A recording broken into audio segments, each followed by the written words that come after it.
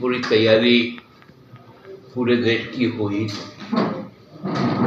प्रकार से विगत दिनों जो घटनाएं घटी, आप सब जान रहे हैं कि ये लोकतंत्र है और ये अवसर हम लोगों को मिलता है कि जब हम लोग संविधान में दिए गए हमारे जो अधिकार है, जो सम्मान है, उसको बचा पाए और इसी की आज लड़ाई है।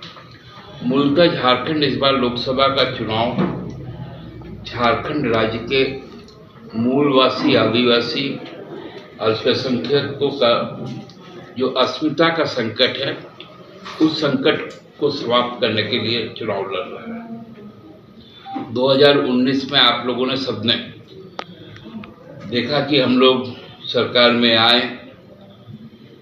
सरकार में आपके साथ हम लोगों के पास में जो एक वैश्विक समस्या खड़ी हुई, वो कोरोना की महामारी थी। उस महामारी में भी हम लोगों ने सबसे पहले प्राथमिकता दी कि लोगों के जीवन को कैसे बचाया जाए और आजीविका कैसे जारी रहे। हेमंत बाबू ने जिस प्रकार से अपने चीज़ों को विवेचना करके, जो लोग पहले कहते थे कि हम हवाई चप्पल वालों को हवाई यात्रा करवाएंगे, वो काम भी उन्होंने करके दिखाया। उस दौरान हम लोगों ने जीविका चलाने के लिए कई योजनाएं भी लाई, जिसमें आप लोगों के इस इलाके में भी लोग आजीविका से जुड़े, चाहे वो दीदी बाड़ी योजना हो, ऑटो होल खेल योजना हो, जो फूलो झानो आशीर्वाद योजना है, और उसके बाद लगातार जो काम हुए सावित्रीबाई फूले कन्या योजना, और हमारे यहाँ पर मुख्यमंत्री समृद्धि योजना, आम लोगों के लिए सर्वजन पेंशन, ओपीएस को भी हम लोगों ने चालू करवाया, आंगनबाड़ी दीदियों की मानदेय में वृद्धि की।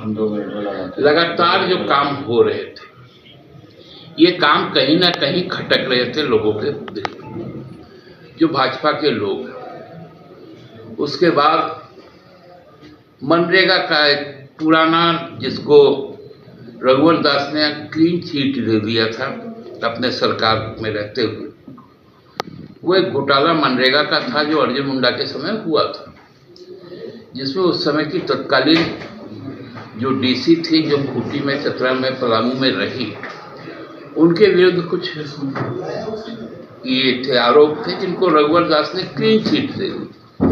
लेकिन उसी को फिर से मुद्दा बना के उसी के आड़ में ईडी घुसी।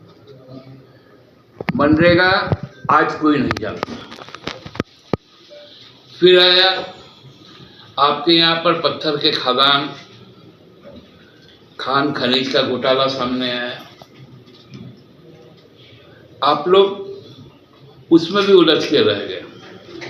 कई लोग गिरफ्तार हुए इस इलाके से, जिनके विरुद्ध आज तक कोई चार्जशीट नहीं हो पाया। हम लोगों ने दिखाया रघुवर सरकार के समय का रेवेन्यू और हमारे 4.5 साल के कार्यकाल का रेवेन्यू।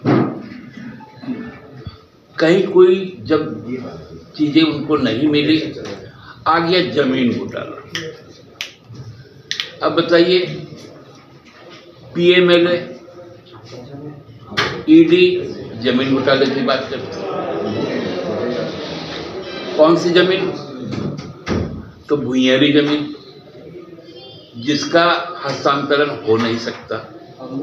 आज भी जो वहाँ के जो पाहन है, उसके भूमि मालिक है, उनके नाम पे बिजली का कनेक्शन है। सारा रेवेन्यू डिपार्टमेंट जानता है कि जमीन किसकी है। वो एक मिथ्या एक आरोप गढ़ा गया और उसमें हेमंत बाबू को जेल में डाल दिया। वहाँ पर एक और चीजें चली कि सेना की भी जमीन लूटी गई। तो सेना की जमीन लूटी गई, उसके जो आरोपी बनाए गए, विष्णु अग्रवाल बोल के एक व्यक्ति बनाए गए, व्यवसायी बनाए गए, उनको ईडी ने गिरफ्तार किया, 6 महीने तक जेल में रखा, बेल मिला। और हमारी जो फिनांस मिनिस्टर है, जो वित्त मंत्री है, जब वो रांची में गई चुनाव प्रचार के दौरान, तो वही सेना की जमीन बेचने वाले जो को जिन पे आरोप था, उन्होंने अकेले में मुलाकात की बाबूलाल जी के साथ में, निर्मला सीतारमण के साथ, और कुछ बातें हुई, डील हुई, कागजों का आदान प्रदान हुआ, ये भी दिखा हम लोगों को। क्योंकि ईडी जो है वो वित्त मंत्रालय का जांच एजेंसी है और उसका मिनिस्टर के साथ में आरोपी बड़ा मजे लेता है, अकेले में मिलता है, बाबूलाल जी के समक्ष मिलता है, उस पर कभी बातें नहीं होती और न कोई बोलने वाला है।